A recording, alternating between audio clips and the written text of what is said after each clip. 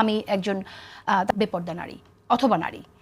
So সেটাই তো আমার প্রশ্ন, যে সবার জন্য যদি হয় তাহলে একই আইন, তাহলে যেখানে ইসলামের আলোকে আইনটা হবে তাহলে সেই আইনটা হিন্দু ধর্মাবলম্বীর উপর কেন হবে? প্রযোজ্য আছে না এখন? সেটা তো ইসলামের আলোকে করা হয় নাই। তার মৃত্যুদণ্ড তো ইসলামেও আছে না, সেটা আছে, কিন্তু যখন আপনি ইসলামী শরিয়া আইন কোরআনের আলোকে যখন এই আইন পরিবর্তন করে নিয়ে আসবেন, ইসলামের শরিয়া আইনই বলেন আর বর্তমান পেনাল কোডের আইনই বলেন, মৃত্যুদণ্ড কি ডিফারেন্ট? মৃত্যুদণ্ড না, এক্সিকিউশন ইজ ইন এক্সিকিউশন।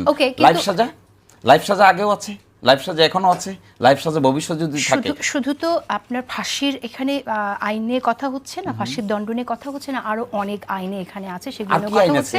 শরিয়া বলতে আর 2-3টা আইন ছাড়া আর কিছুই কিন্তু নাই।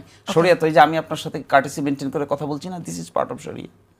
এই যে আপা আসছে, আমি গ্রিটিং করেছি, দিস ইজ পার্ট অফ শরিয়া। আমার dress, this is also part of শরিয়া।